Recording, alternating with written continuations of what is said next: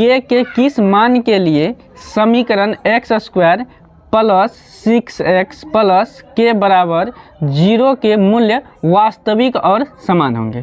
तो देखिए वास्तविक और समान कब होगा, जबकि d बराबर होगा 0 का। अब ये जान लीजिए कि d क्या होता है। तो d विवेचक या विविक्तिकर होता है, विविक्तिकर होता है। और d के लिए फॉर्मूला हो जाएगा b² माइनस 4ac। कहने का मतलब b² माइनस 4ac बराबर किसका होना चाहिए, 0 का। तब ये मूल क्या होगा, वास्तविक और समान होगा। तो चलिए अब सबसे पहली बात ये है कि BAC यानी कि ABC किसको हम लिखेंगे। तो समीकरण में देखिए कि x² प्लस 6x प्लस के बराबर क्या है, 0 है।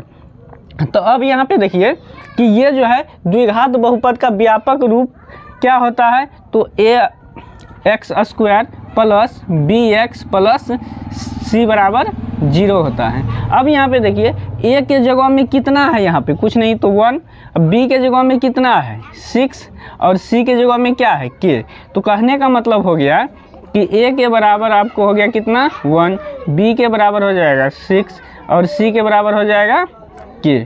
तो अब निकालिए कि d के बराबर क्या लिखना है, d के बराबर 0। तो d के बराबर सूत्र क्या होता है, d के बराबर सूत्र ये हो जाएगा b² माइनस 4ac बराबर 0। क्या हो जाएगा 0। तो अब यहाँ पे देखिए b कितना है, b 6 है तो 6 का स्क्वायर लिखेंगे माइनस 4, a कितना है, ये 1 है तो 1 लिखेंगे, c कितना है k है तो k लिखेंगे बराबर 0।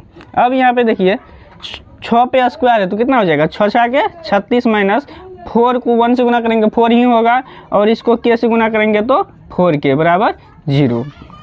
अब यहाँ पे देखिए माइनस 4k ये प्लस 36 बराबर को उधर भेजेंगे माइनस 36, तो माइनस माइनस को काट देंगे, k बराबर हो जाएगा 36/4। तो 9 चौके 36, तो k का मान कितना हो गया 9। ऑप्शन नंबर देखिए 12 है तो ये गलत हो गया, ऑप्शन नंबर बी में 9 है तो ये सही है।